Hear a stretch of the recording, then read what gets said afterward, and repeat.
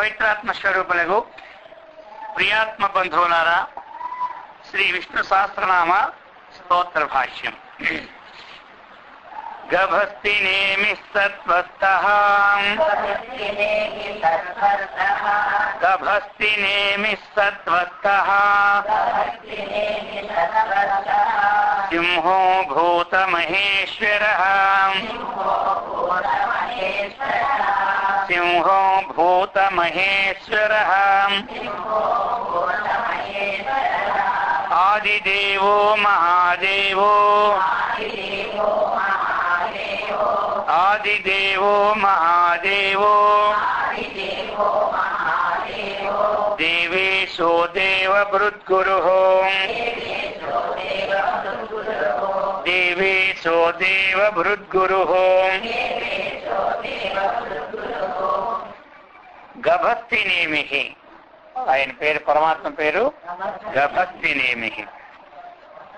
గభస్తి అంటే చక్రస్య మధ్యే, ఆ గభస్తి చక్రం యొక్క మధ్యలో సూర్యాత్మనా స్థిత ఇది గభస్తి.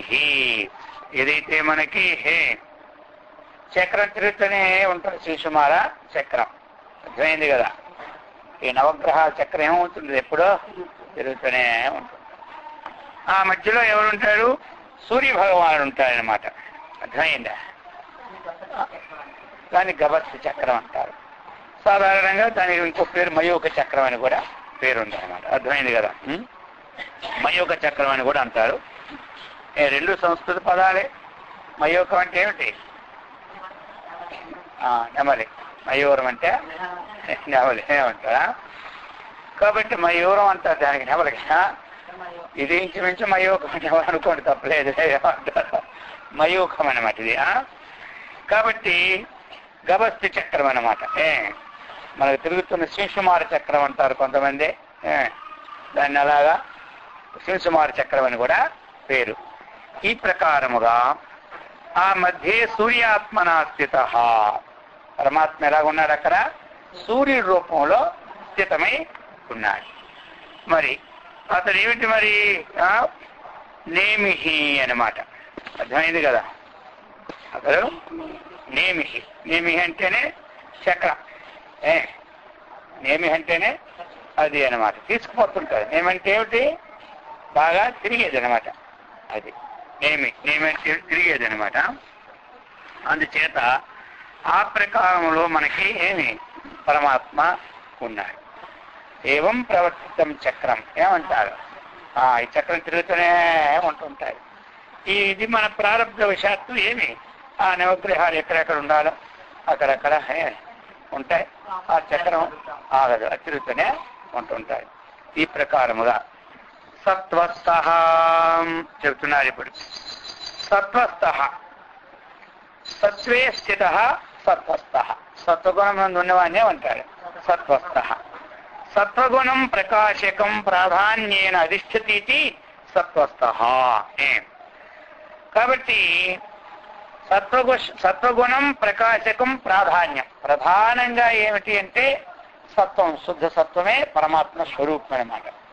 అది ప్రాధాన్యముగా అధితిష్ఠతేతి, దాన్ని అది అధిష్ఠించి ఉంటుందన్నమాట. ఇంకా సర్వప్రాణిషు తిష్టతి ఇది సత్వస్థ. సత్వం అంటే ఏమిటి? ప్రాణికి కూడా అర్థం ఉంది. సత్వం అంటే ఒక జీవి అన్నమాట, ప్రాణి. అందుకని సమస్త ప్రాణుల యందు కూడా ఉంటున్నవాడే సత్వస్థ. సత్వస్థ దానికి సమస్త ప్రాణులు యందు ఎవడుంటున్నారో వారి పేరు ఏమిటి? సత్వస్థ. సత్వం అంటే ఏమిటి? జీవి అనమాట. ఈ ప్రకారముగా ఇంకా మొదట ఏం చెప్పారు? సత్వగుణం ప్రకాశకం. సత్వం ఎప్పుడు కూడా సత్వం ప్రకాశకం అనామయం. సత్వం నిర్మలత్వాత్ ప్రకాశకం అనామయం. అది కూడా సుఖ సంజ్ఞేన బధ్నాతి, జ్ఞాన సంజ్ఞేన చానక. సత్వం నిర్మలత్వాత్. ఎలాగుంటుంది సత్వం అనేది? జన్మ. ఇంకేంటి? ప్రకాశకం. ఇంకేంటి? అనామయం. ఆమయం అంటే ఉపద్రవాలు, రోగాలు ఇవన్నీ. అనామయం అంటే ఉపద్రవాలు, రోగములు లేనటువంటిది. అటువంటిది సత్వగుణం. అది ప్రధానంగా కలిగినటువంటి వాడు ఎవరు? పరమాత్మ. అందుకే శుద్ధ సత్వ ప్రధాన మాయా అంటారు. మలిన సత్వ ప్రధాన జీవ అది ఏమంటారు. జీవుడు ఎవడంటే మలిన సత్వ ప్రధానం, శుద్ధ సత్వ ప్రధానం ఎవరు? మాయ. ఆ మాయ సత్వ ప్రధానం అనే మాయను ఉపాధిగా తీసుకున్న వాడే ఈశ్వరుడు, పరమాత్మ అనమాట. ఆయనకు ఆ పేరు ఏమో ఈశ్వరుడు వచ్చింది.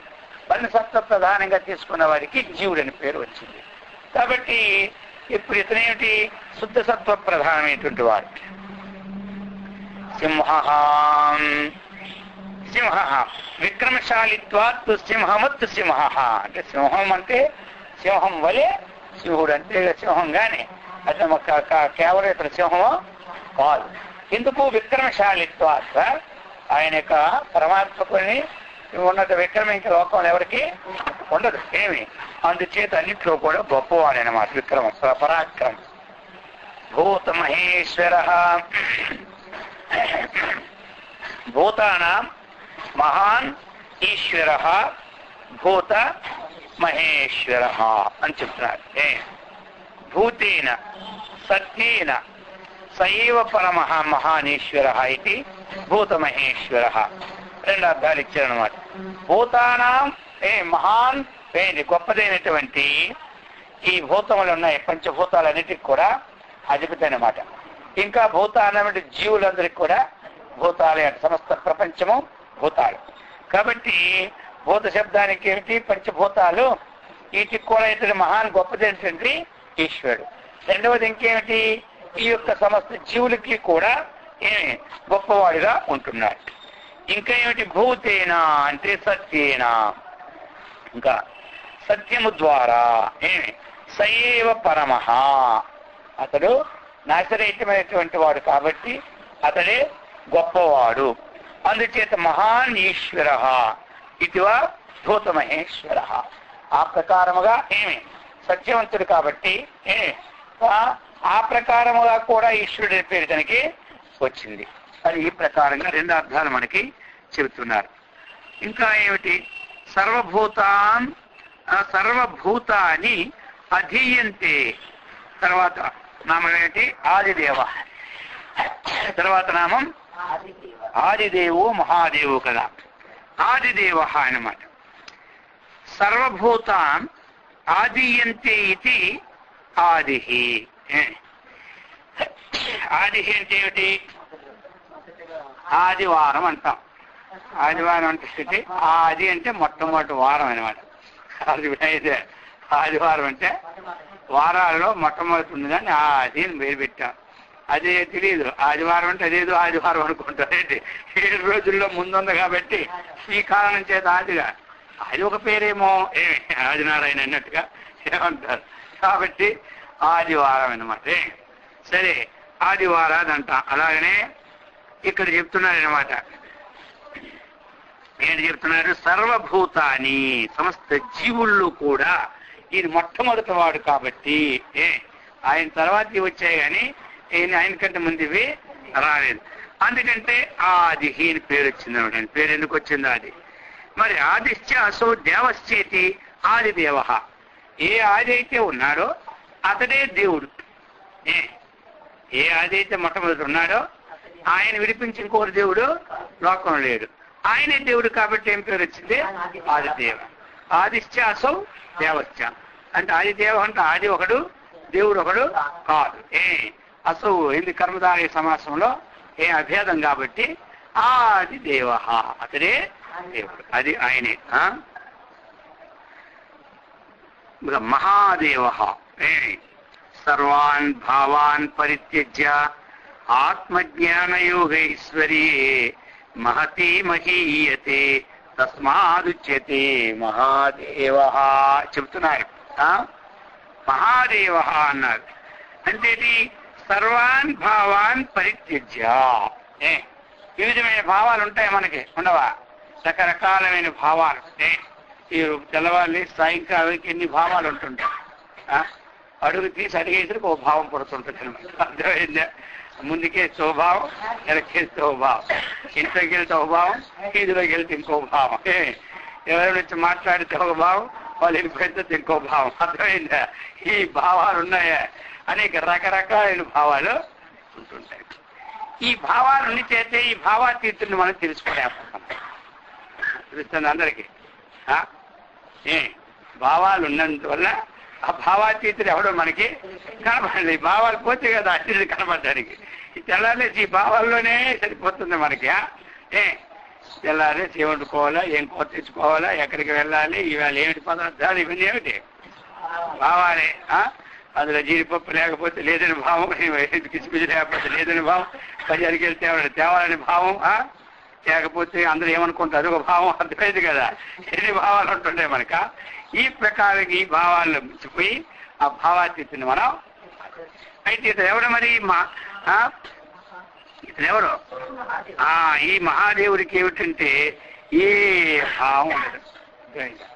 లైట్ వెలుగుతూ ఉన్నది, దానికి ఏమైనా భావం ఉంటుందా? దాని ఏ భావం లే, అది ఏకతే భావం ప్రకాశంగానే ఉంటుంది. అయితే దాని స్వరూపం ఏమిటి అంటే ఆత్మజ్ఞాన యోగ ఐశ్వర్యే మహతి మహీయతే. సరైన కదా, ఆత్మజ్ఞాన యోగం అనే ఐశ్వర్యంతో కూడి ఉంటాడు. అది ఎప్పుడు ఏముంటుంది? ఆ మహాదేవుడు ఆత్మజ్ఞానమనే యోగం అంటే స్వాత్మజ్ఞాన యోగముతో అదే ఐశ్వర్యంగా కలిగి ఉంటాడు. అందుచేత మహతి మహీయతే, ఆ ఐశ్వర్యం నందు మహీయత అంటే ప్రకాశింపబడుతున్నాడు. తస్మాత్ ఉచ్యతే మహాదేవ. హరహర మహాదేవ్ అంటాం మనం. హరహర హరహర అంటే ఏమిటి? అది పాపాలని హరించమని చెబుతున్నాం. హరహర, వాడి పని హరహర అంటాడు, వీడి పని గోవింద అంటాడు. అద్వైత. కాబట్టి హరహర అంటే ఏమిటి? పాపాలన్నిటినీ హరించ. హర అంటే హర అంటే తీసివేసి, హర అంటే తీవేయను. ఏం తీసివేయను? హరి అన్న అంతే. హరి అన్న హర అన్న అర్థము ఒక్కటే. మరి మహాదేవ్ అంటే ఏమిటి? ఆయనకి ఏ భావాలు లేవు. మనకి లోపల ఒక భావం వచ్చిందనుకోండి, మనం చూసే వ్యక్తి ఎందుకు భావం మారిపోతుంటాడు. ఏమంటారు? లోపల ఎక్కువ భావం వచ్చిందనుకోండి, అది చూసే వ్యక్తి ఇంకా ఇంకో భావం వస్తుంది. మంచి భావం ఉన్నప్పుడు ఒకలా కలుగుతుంది, చెడ్డ భావం ఉన్నప్పుడు ఇంకోలా కలుగుతుంది. అలాగే ఆయనకు ఒకరి చెడ్డ భావము లేదు, ఒకరి మంచి భావం లేదు. లైట్ వెలుగుతూనే ఉంటుంది, అది అందరిని ఒకలాగే ప్రకాశిస్తుంటాయి. నాకు విరోధి ఇచ్చాడు కాబట్టి నేను కాస్త మిసుక్కుని తగ్గుతాను అనుకుంటా. ఏమంటారు? లైటు ఇంకా ఆ లైట్కి ఏ పాపం లేదు, పుణ్యమే లేదు. అర్థమైంది కదా. ఆ లైట్ దగ్గర ఏమిటి? ఒకరు ఏం చేస్తాడు? రామాయణం చదువుకుంటుంటాడు, ఇంకోడే అమ్మవారి పూజ చేస్తూ ఉంటుంటాడు, ఇంకోటి ఏమో తాగుతూ ఉంటుంటాడు, ఇంకోటి ప్యాకెట్లు ఆడుతూనే ఉంటుంటాడు. అర్థమైందా? ఇంకోటి దానం ఇస్తూ ఉంటుంటాడు. ఇప్పుడు అందరినీ లైట్ ఏం చేస్తుంది? ఎవరిని వద్దందు. ఆ లైట్ వచ్చి తాగేవన్నీ తాగకూడదురా, దానం ఇవ్వకూడదు అంటారా? ఏమి అంట.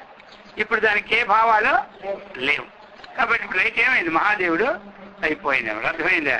ఆ ప్రకారంగా మనం కూడా ఏం కావాలి? ఆ భావాలు మనలో ఉన్నటువంటి భావాలు వదులుకొని భావాతీతను పట్టుకుంటే మనం అందరూ ఏమవుతాం? అందరూ మన మహాదేవ శంభో అంటూనే ఉంటుంటారు. ఊరకంటారా?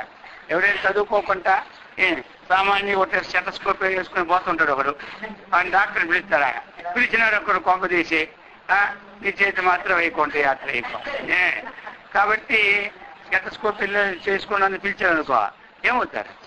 అయిపోతుంది గోవింద. అందుకని వేసుకున్నంత మాత్రం డాక్టర్ కాదు. అర్థమైంది కదా. అది ఈ ప్రకారంగా మహాదేవ ప్రాధాన్యైన దేవానామీషు దేవేశ. దేవేశ దేవతలందరికీ కూడా ప్రధాన రూపంగా ఇతర అధిపతి కాబట్టి దేవేశ. దేవభృద్గురు దేవానాం భరణాత్తు సర్వ విద్యానాం నిగరణాత్తు. ఇది దేవభృత్తు అనమాట. భృత్ అంటే ఏమిటి? భూరి భరణే ధాతు అనమాట. అందరినీ పోషించే, దేవతలు పోషించేవాడు కాబట్టి ఒక అర్థంలో ఏమిటి ఈయనకు వచ్చింది? దేవ భృత్ అనమాట. దేవభృత్తు. గృహని ఎందుకు వచ్చింది? సర్వ విద్యానాంచ నిగ్రహణత్వ. ఏమిటి? సమస్త విద్యల్లో కూడా గొప్పవాడు కాబట్టి గురుకు వచ్చింది. దేవానాం దేవభృత్తు గురుహు, దేవభృత్ గురుహు అని ఈ ప్రకారముగా ఆయనకి ఆ పేరు వచ్చాయి. గభక్తినేమి సత్వస్థ సింహో భూత మహేశ్వర ఆదిదేవో మహాదేవో దేవేశో దేవభృద్గురు. ఉత్తరో గోపతిర్గోప్త ఉత్తరో గోపతిర్గోప్త జ్ఞానగమ్య పురాతన జ్ఞానగమ్య పురాతన శరీరభూతభృద్భోక్త శరీరభూతభృద్భోక్త కపీంద్రో భూరి దక్షిణ కపీంద్రో భూరి దక్షిణ ఉత్తర. ఉత్తర అంటే ఎన్నో అర్థాలు. ఏంటో ఎంతసేపు ఉత్తరం వేయలేదంట. ఉత్తరం ఆ ఉత్తరం కాదు ఇక్కడ. అది కూడా ఉత్తరమే అనుకోండి. అది ఎక్కడ చానాలని కానీ మన ఉత్తరం ఇంకా రాయలేదు. వారి ప్రశ్నకి చాలా జానేది మనం ఇంకా ఉత్తరమా చెప్పలేదంట. ఇది ఆ ఉత్తరం కాదు. అది ఇంచుమించు అనుకోండి కానీ అంతగా ఈ ఉత్తరం. ఉత్తు తరహా ఏమంటాం? ఉత్ అంటే పైకి, తరహా అంటే తరించడం. తరతీతి తరహా అంటే ఊర్ధ్వానికి మనం పోవాలి. ఊర్ధ్వం అంటే సమస్తానికి మూలమైన పరమాత్మ స్వరూపాన్ని తెలుసుకోవడమే ఉత్తరహ. అందుకే తెలుసుకుంటే లాభం. జన్మ సంసార బంధనాత్ ఉత్తరతి ఇది ఉత్తరహ. ఈ జన్మ సంసార బంధము నుండి తరింపు చేస్తుంది కాబట్టి ఏమైనది ఉత్తరహ. ఉత్తరాయ నమః అంటాం. అని ఉత్తరాల కోసం నమస్కారం అనుకుంటాం మనం. ఆయన పూజించే అందరూ ఉత్తరాయ నమః అంటే ఏమిటి? అది కాదు ఇక్కడ. అర్థమైందా? ఈ జన్మ సంసార బంధము నుండి తరింపు చేయవాడు కాబట్టి ఉత్తరాయ నమః అంటున్నాం. ఆయన ఉత్తరాయ నమః అన్నారు కాబట్టి నేను దక్షిణాయ నమః అన్నపోదని ఇంకోటి అనుకుంటుంటా. ఇక్కడ ఉత్తర దక్షిణాలు కావు. ఉత్తర దిక్కు కూడా ఉత్తరే అంటారు. ఈ ప్రకారముగా ఉత్తరానికి ఉత్తరే అంటారు. ఇంకా ఏమిటి? సర్వోత్కృష్ట ఇతివా విశ్వస్మాదీంద్ర ఉత్తర. ఇంకొక అర్థం సర్వోత్కృష్ట. ఈ సమస్తం కంటే ఉత్ అంటే గొప్పవాడు అనమాట. అందుచేత ఏమైనాడు ఉత్తర ఇది శృతి. గోపతి తర్వాత గోపతి అనమాట. అర్థమైందా? గో అంటే గోవులు అనమాట. అంటే ఇక్కడ రెండు అర్థాలు అనమాట. గవాం పాలనాత్తు గోపవేషధర గోపతి. గవాం పాలనాత్తు ఇంట్లో పోషించిన వాడిని ఏమంటారు? పతి అంటారు. ఏమంటారు? పతి అంటారు, యజమాని అంటారు, భర్త అంటారు. ఇవన్నీ అంటుంటారు. సరి పోషించకపోతే ఏమంటారు మీకే తెలుస్తారు. అర్థమైందా? పతి లేదు గతి లేదంటారు. అప్పుడే పతి లేదు గతి లేదు. సరే మొత్తం మీద కూడా మనకెందుకు. కాబట్టి పతి అంటే అందరికి అర్థమైందా? అర్థమైంది లేదా? పతి. ఈయన ఎవరిని పోషించినాడు? గోవుల్ని పోషించాడు. అర్థమైందా? గోవుల్ని పోషించాడు కాబట్టి ఏమైనాడు గోపతి. ఇంకా ఏమిటి అర్థం ఇచ్చారు? గౌహు మహీపతి అన్నాడు. తస్యాహ పతిద్వా. గౌహు మహీ అనమాట. గా అంటే రక్షణ అనమాట. గా పాలయతి ధాతు అనమాట. అయితే ఇంకొక అర్థం గో అంటే పృథ్వీ కూడా గో అంట. గోహో పాలయతి గోపాల అయింది కదా. కాబట్టి గో మహి అనమాట. ఇతరేంటి? ఈ యొక్క ఈ మహి అంటే భూమి. ఈ భూమి అంతటికి అధిపతి కాబట్టి ఏమైనాడు? ఏమైందా? గాం పాలయతి గోపాల. పృథ్వీని పాలిస్తున్నాడు కాబట్టి గోపాలుడు అనమాట. ఇక్కడ గోహు అంటే ఏమిటి? పృథ్వీ అనమాట. ఆ పృథ్వీకి ఎవడైతే అధిపతి ఎదురే కదా. అందుకని ఏమైనారు గోపతి. సరే గోపతి. గోపతి గోప్త. ఇప్పుడు తర్వాత ఏమిటి? గోప్త. ఇంచుమించులో అది కూడా గోప్త కూడా. సమస్త భూతాన్ని పాలయన్ రక్షక జగత ఇది గోప్త. నా కర్మణ నా జ్ఞానకర్మాభ్యాం వా గమ్యతే. కాబట్టి ఇప్పుడు చెప్తున్నారు సమస్త భూతాన్ని పాలయన్ రక్షక గోప్త అంటే. భోక్త అంటే తినేవాడు, దాత అంటే ఇచ్చేవాడు. అర్థమైంది కదా. అలాగని ఇక్కడ ఏం చెప్పాడు? గోప్త అంటే రక్షించేవాడు. అప్పుడు గోవుల్ని పాలించాడు కాబట్టి గోపతి అయినాడు. ఇప్పుడు పృథ్వీనంతా రక్షిస్తున్నాడు కాబట్టి గోప్త. ఇప్పుడు మనం అంటాం కదా గోప్త, చేసేవాడిని పని చేసేవాడిని ఏమంటాం? పని చేసేవాడిని. కర్త, చేయించేవాడిని ఏమంటాం? కారయిత. చేయించేవాడిని కారయిత, చేసేవాడిని కర్త. అలాగనే పాలించేవాడిని గోప్త. అర్థమైంది కదా గోప్త అంటే? ఇక జ్ఞానగమ్య చెప్తున్నాడు ఇప్పుడు. కింటు జ్ఞానేన గమ్యతే ఇది జ్ఞానగమ్యత. జ్ఞానేన గమ్యతే ఇది జ్ఞానగమ్య. జ్ఞానము చేత ఏమి పొందదగినటువంటిది అన్నమాట. గమయితం యోగ్యం గమ్య. కాబట్టి దేని ద్వారా అయితే పొందడానికి? ఇక్కడ ఏ బస్సులు ఎక్కినా పనికిరావు. అతను పొందాలంటే వాడు ఎంత కోటీశ్వరుడైనా నేను ప్లేట్లో పోతానులే వేసుకుంటాం అంటే పోతారా? ఈ ప్లేట్లు పనే చేయవు. కొన్ని దేశాలు సరిహద్దుకి వెళ్ళినాక వాళ్ళ బస్సులే కానీ మన బస్సులు అక్కడేమి పనికిరావు అనమాట. ఆ ప్రకారంగా కొన్ని ఈ ప్లేట్లని ఇక్కడే ఎంతవరకు ప్లేట్లు వస్తాయి?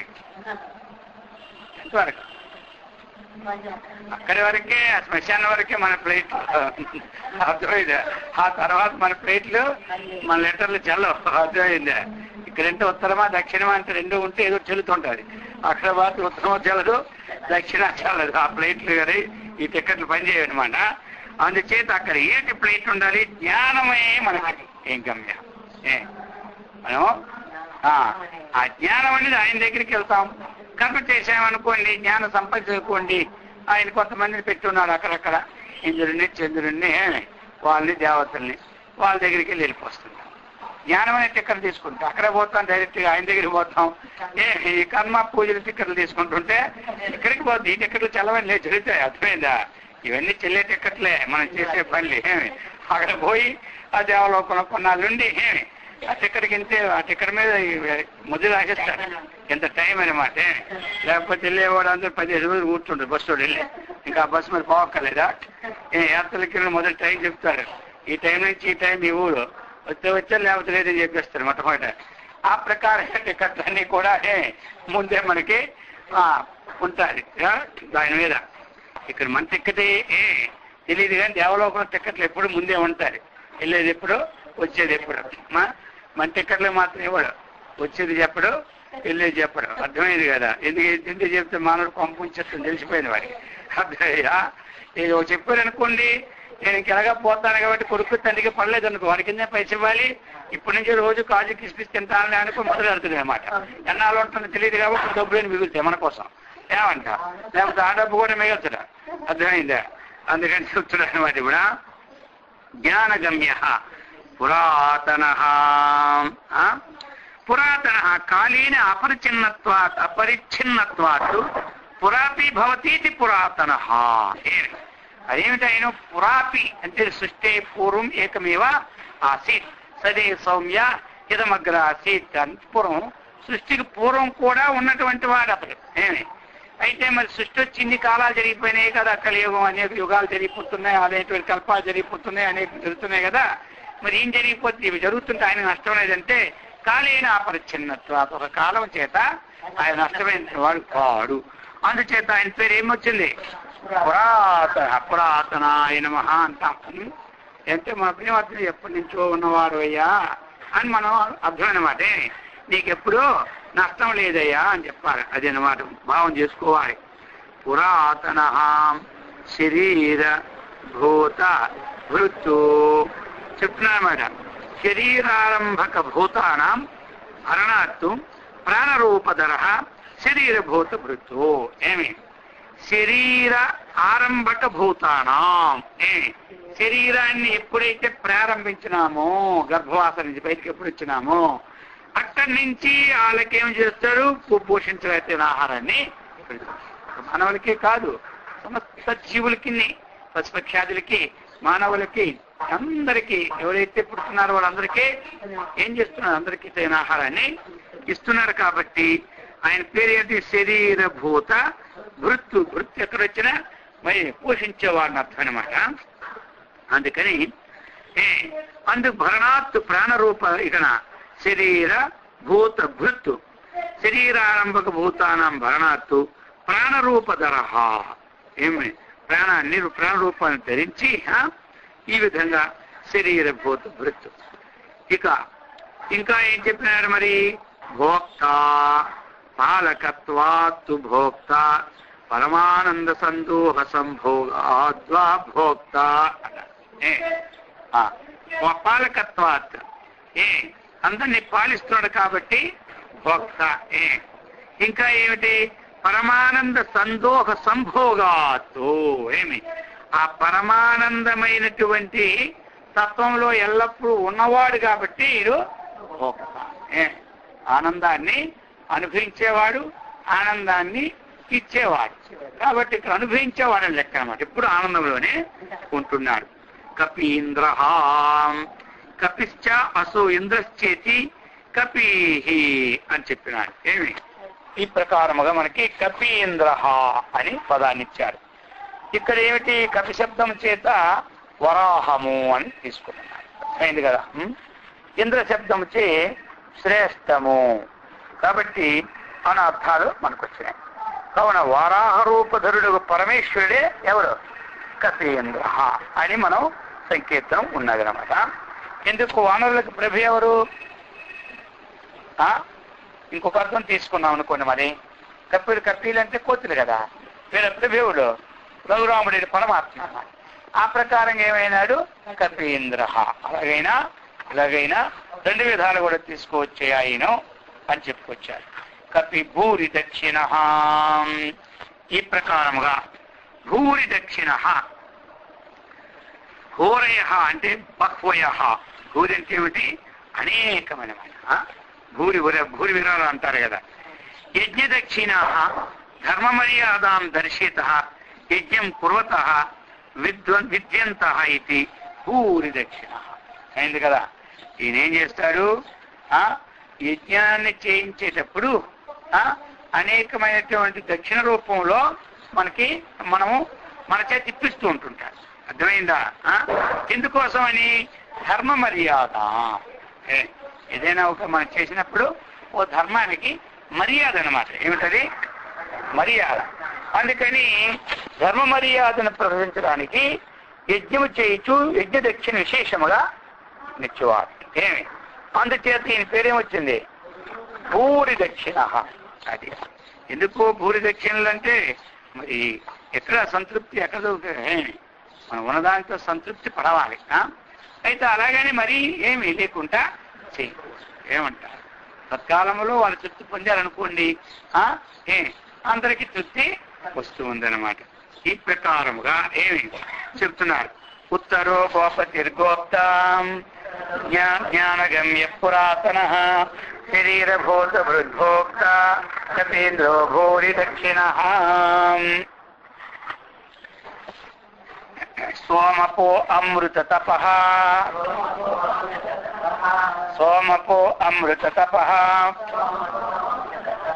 సోమ పురుజిత్ పురుషోత్తమః సోమ పురుజిత్ పురుషోత్తమః వినయో జయ సత్యసంధో వినయో జయ సత్యసంధో దాచార్హ సాత్వతాం పతిః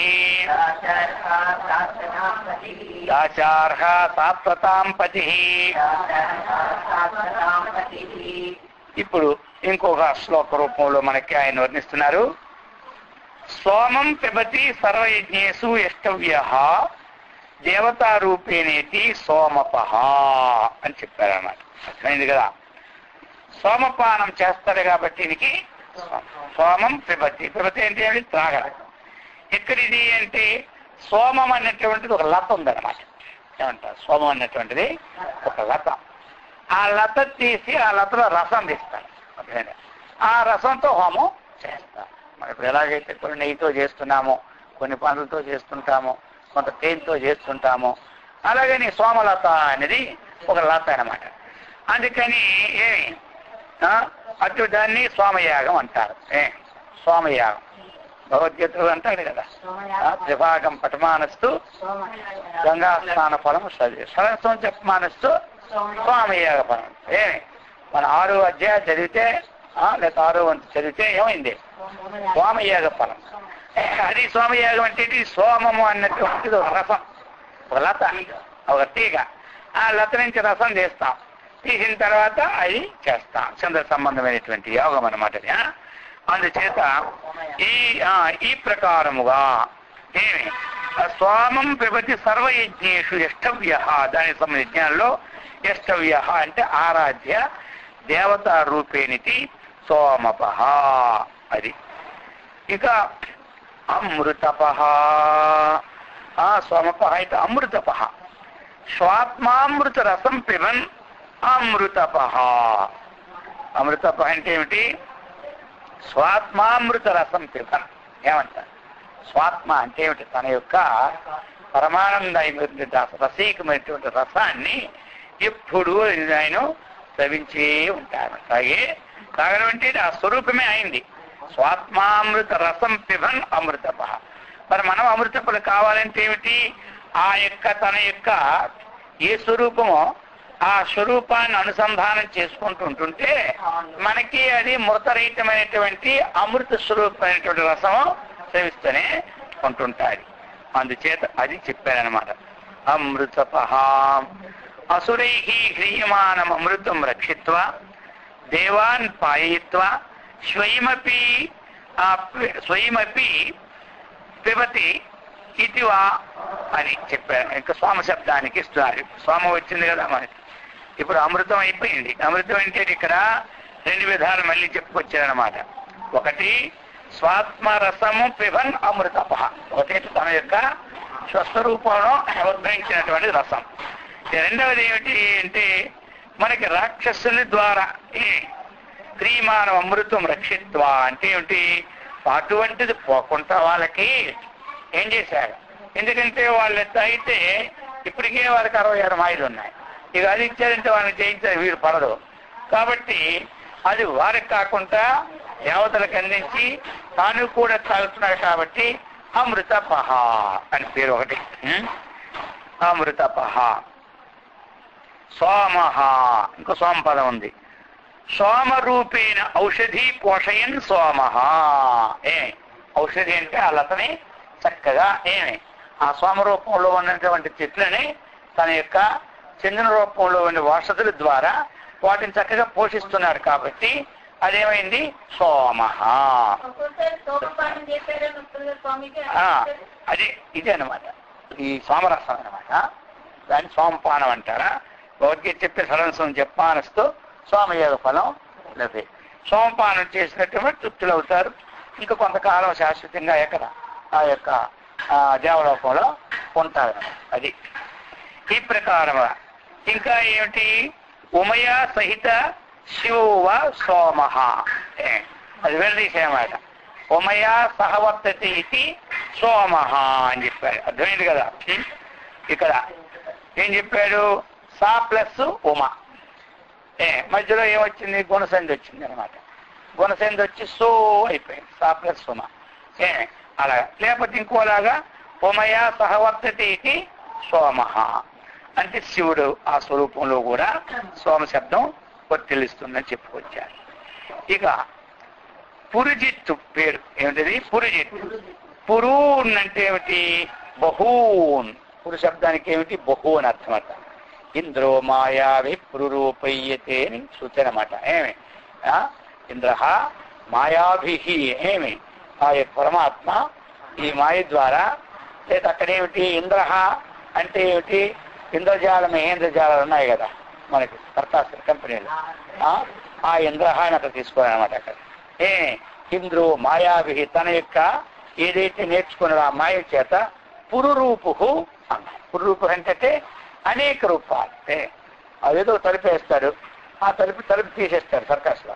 తీసుకుని బులబుల 10 మంది వచ్చి కొట్టుకుంటారు. ఎక్కడి నుంచి వచ్చి ఇవి ఏమంటాడు? సోమాయాభికి తన మాయ చేత అప్పటికప్పుడే 10-15 మంది పిల్లలు వచ్చేస్తూనే ఉంటుంటారు. అంతే. అదందరూ శాశ్వతమా కనబడుతుంటారు ఆ మాయ చేత. అలాగా. అందుకని పురు అంటే బహు అనమాట. పురు జిత్ అనమాట. పురూన్ బహూన్ జీతి అనేక మందిని జయించుకొచ్చినాడు ఎవరా? భగవంతుడు. అందుకే పురుజిత్ అని పేరు. పురుజిత్ పురుషత్తమ. విశ్వరూపత్వాత్తు పురుహు. ఏమి? ఉత్కృష్టత్వాత్తు సత్తమ. ఆయనేంటి? పురు అంటే ఏమిటి? విశ్వరూపం, అంతటా ఉన్నవాడు. ఇంకేమిటి అతడు? ఉత్కృష్టం చాలా. సత్తమ, ఉత్కృష్టనే అంటారు. వాడు సత్తమ. సత్తు అంటే ఏమిటి? మంచిది. తమహ అంటే గొప్పవాడు. మంచి దాంట్లో తర తమ భేదాలు. సత్తరహ అంటే కొంచెం మంచివాడు, సత్తమహ అంటే ఇంకా మంచివాడు అనమాట. ఈ ప్రకారం సత్తమ పురుషత్తమ. వినయ. వినయ, వినయం అంటే దండం కరోతి. వినయం అంటే ఏమిటి? దండం అనకు అర్థం అనమాట. మనం వినయం అంటే ఏమిటి? నక్క వినయం చూపెడుతుంటే చూసావా అంటారు. పడుతుంటే అలాగే వెనక్కి. కొంతమంది దేవుడి దగ్గరికి వెళ్ళేటప్పుడు ఎంతో వినయంగా వెనక్కి తీపి చూపెట్టకూడదని వినయంగానే పోతుంటారు. అది మంచిదేం లేండి, దానికని లేదు. కొంతమంది ఏం చేస్తారు? పెద్దవాడు వచ్చినప్పుడు ఎంతో వినయంగా ఉంటారు. వాడు వెళ్ళిపోతుంటే వాడి మీదే స్కూల్లో పిల్లలు మొట్టమొదటి ఏమిటి వినయంగా ఉంటారు. వాడు వెళ్ళిపోతే చిరాపడి వేయండి అలాగంటారు. అది వెళ్ళిపోతుంది కదంటే ఈయన ముట్టుకెళ్ళి పెట్టారు అనుకుంటాడు. అర్థమైంది కదా? ఇది ఒక వినయం. అర్థమైంది. ఎందుకంటే అయ్యవారు రాగానే లేగాలన్నమాట. లేచి వెళ్ళిపోతుంటే అప్పుడు అన్నీ అనేక చేస్తుంటాయి కదా, ఏమంటారా? అదే అనమాట. అది దాన్ని నక్క వినయం అంటారు. నక్క ఏంటంటే అందరికీ వినయంగానే ఉంటారు. వెనకంతా నక్క దాకా జిత్తుల మరి నాకు ఎన్ని మోసాలు చేస్తాడో తెలియదు. అది అనమాట. అర్థమైంది. ఇక్కడ అది కాదనమాట. వినయం అంటే దండం. దండం కరోతి దుష్టానాం ఇది వినయ. ఎవరికి దండం అని పట్టుకుంటాడు? చూస్తాడు. సామము, వేదము, ఉపాయము చూస్తాడు. ఈ మూడుటి వల్ల కాకపోతే దండం దశగుణం భవేత్ అన్నాడు. 10 గుణాలని దండం పట్టుకుంటూ అందరూ చెప్పిస్తారు. అర్థమైంది కదా? డబ్బులు దాచేవాడికి ఎంతసేపు అయినా చెప్పడు. ఆ దండం పట్టుకొని 4 వేసారు కల్లా ఉన్నా ఇచ్చేస్తాను కొట్టకంటాడు. అర్థమైంది కదా? ఆ ప్రకారంగా దండమైన మాట వినయం. దండం దుష్టానానికి వినయ. ఇక జయ. సమస్తాని భూతాన్ని జయితీతి జయ. సమస్త జీవుల్ని జయించేవాడు. సత్యసంధ. సత్యసంధ ఏమి? సత్యసంధ అనుసంధానం ఎప్పుడు కూడా ఏమి? సత్య సంకల్పం కలవాలన్నమాట. అర్థమైందా? ఎవరికైతే సత్య సంకల్పం ఉందో అతను ఏమైనాడు? సత్య సంధ. కాబట్టి ఇప్పుడు సత్యాన్ని అనుసంధానమే ఉంటారు. అనుసంధానం అని మనం అనుకుంటాం, ఆయన సత్య స్వరూపుడే అనమాట. అందుచేతే సత్యసంధ. దాశార్హ చెప్తున్నాడు. దాశ అర్హ. దాస దానం. తమ్ అర్హతీతి దాశార్హ. అది అనమాట. దాశ అంటే ఏమిటి? దానం అనమాట. దాశ అంటే దానం. ఇక దానిని ఏమి? అర్హతి, దానికి అర్హమైన వాడు. ఏంటంటే దానం ఆయన తీసుకోవడానికి అర్హత అయిన వాడు. ఇక ఆయన కోసం మనం దానం చేయడం కూడా అర్హతే. దానం ఆయన కోసం మనం చేస్తుంటాం కదా, భగవంతుడి కోసమే. మరి మందిరాలు కడుతూ ఉన్నారు. ఆ కృష్ణ మందిరానికి 10 ఎకరాల భూమి ఇచ్చాను అంటారు. ఎవరికి అది మరి ఇచ్చినట్టు? భగవంతుడికి. ఆ రామ మందిరానికి 1 ఎకరా భూమి ఇచ్చానంటాడు. ఆ రామ మందిరంలో 1 లక్ష రూపాయలు డొనేషన్ చేస్తాను అంటారు. ఇదంతా ఏమిటిది? దాని అంతటికీ ఆయన అర్హడే అన్నమాట. అక్కడ అది. అందుకనే మళ్ళీ ఏమిటి? పూర్వము వాళ్ళకి ఇచ్చినటువంటివి భూముల్లో ఎవరికి ఇచ్చింది? యజమానులకు కొంతమంది తినరు. అర్థమైందా? ఎందుకు? ఆయనకి దానం ఇచ్చారు కాబట్టి వాళ్ళు వాడు ఎక్కడ భోజనం పెట్టేస్తాడో అన్నం వండి ఎప్పుడేనని, అందుకు వాళ్ళ దగ్గర తినరు అనమాట. ఎందుకు అంటే ఆ భూమి అన్నది ఎవడు దానం ఇచ్చినాడో అది ఆకలి తీసుకోకూడదని. అర్థమైంది కదా? అక్కడ ఉంది మాకు శ్రీకాకుళం జిల్లాలో కావిడి ఒక ఆవును దానం ఇచ్చింది ఒకసారి అక్కడ. ఇక ఎప్పుడు జీవితంలో ఆ ఆవు పాలు కలుస్తాయేమో అని అభిషేకం తాగడు. ఎందుకు? దానం ఇచ్చేసాను కదా నేను, మళ్ళీ మీరు అభిషేకం మంచిగా లేవన్నా కానీ ఆ పాలే చుక్కపడకూడదు అంటారు. అది ఎందుకు అంటే ఒకసారి ఇచ్చేసాం కాదు, మళ్ళా స్వీకరించకూడదు. అర్థమైంది కదా? అందుచేత దాస్యం అనగా ఏమిటి? దానం. దానికి అర్హమైన వాడే అది అనమాట. ఆయన నిర్దేశించి ఏం చేస్తాడు? అందుకని దాచార్హ. అర్థమైంది కదా? ఈ ప్రకారముగా సాత్వతాం పతి. సాత్వతం నామ తంత్రం.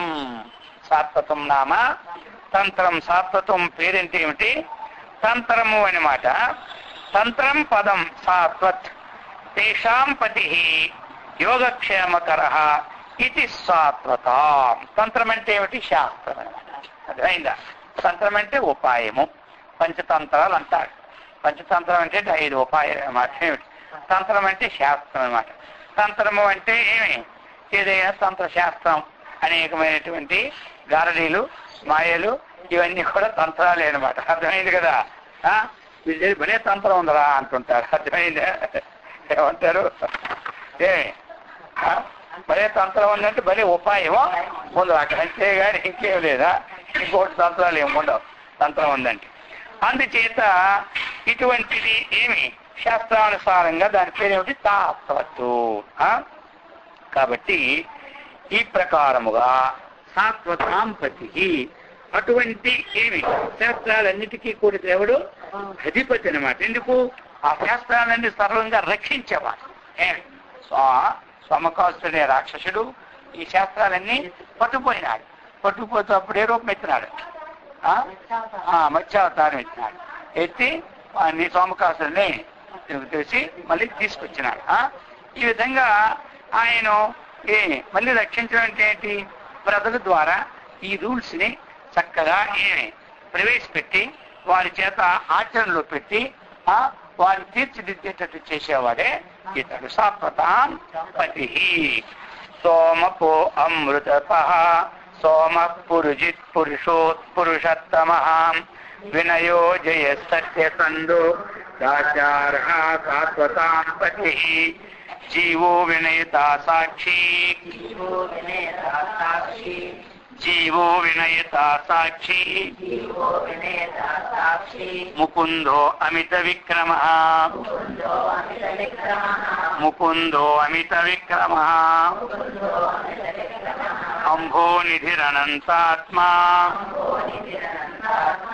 అంభో నిధిరనంతాత్మా మహోదధిశయో అంతకః మహోదధిశయో అంతకః జీవ ప్రాణాన్ క్షేత్రజ్ఞ రూపే ధారయన్ జీవ ఉచ్యతే అన్నారు.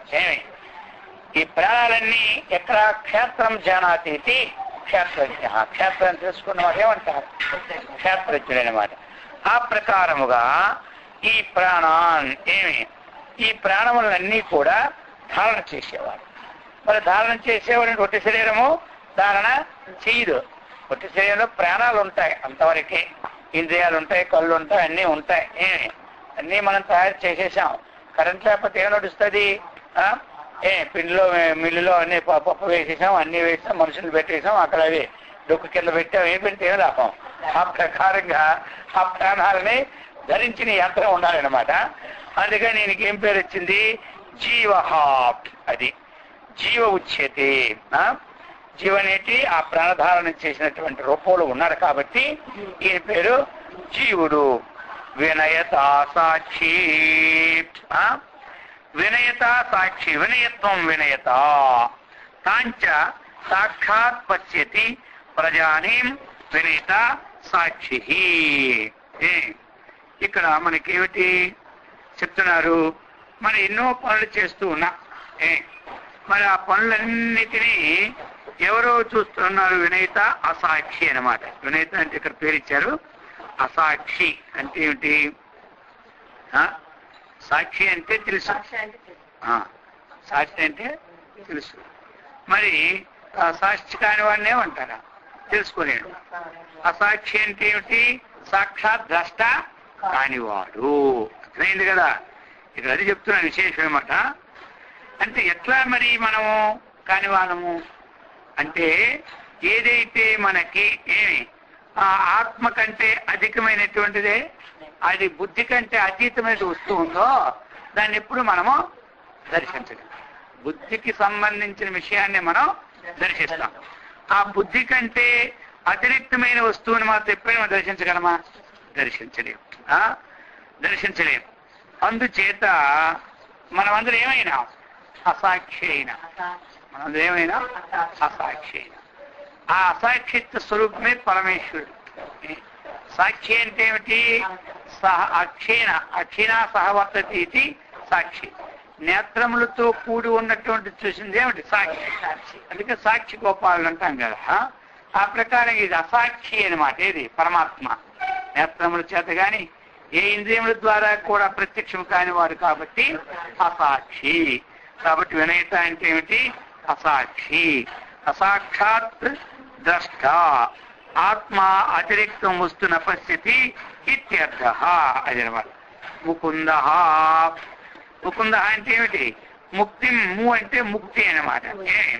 ముక్తిం దదాతి ముకుంద. ముక్తిని ఇచ్చేవాడిని ఏమంటారు? ముకుంద.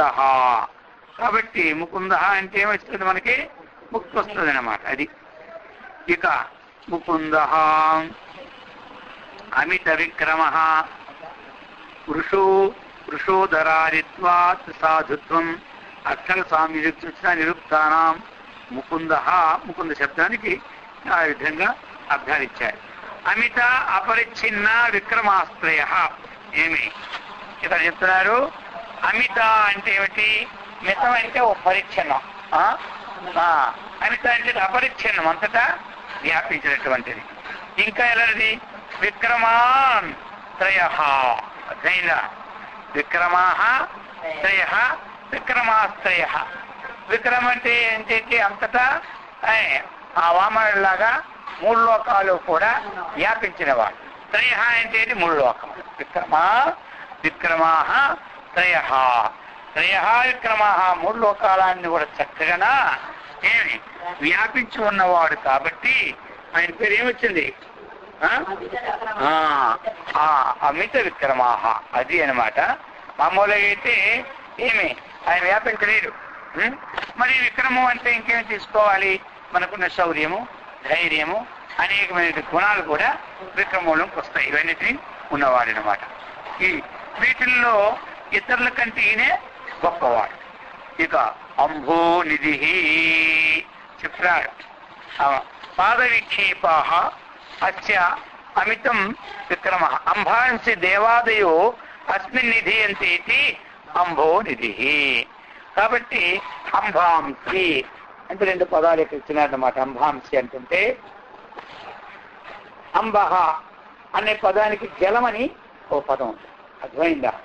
ఇంకా అంబహ అంటే ఏమిటి ఇచ్చినారు? తాని వా ఏతాని చతుర్యంభాసి దేవాః మనుష్యాః పితరాః అసురాః.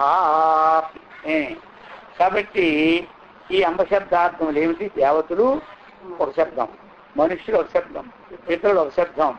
ఈ నలుగురు కలిసి వర్గాలు కూడా ఏమిటి? అంబశబ్దానికి ఏమి అర్థం అన్నమాట. అందుకని ఇక్కడ ఏం చేయాలి? మనకి అంభో నిధికి అన్నారు. నిధి అంటే ఏంటి? నిధి. దాన్ని ఏమంటాం? నిధి అంటాం. భూమిలో దాచిపెట్టిస్తే అంటాం నిధి అంటాం. అది అన్నమాట. ఆ ప్రకారముగా ఈ సమస్తాన్ని ఎక్కడ నిహితములై ఉన్నాయంటే ఆ పరమాత్మ ఏందో ఎక్కడ ఉన్నాయి ఇవన్నీ? అందుకే మనకి ఏమి అంభో నిధి అన్నారు. అంభో నిధి.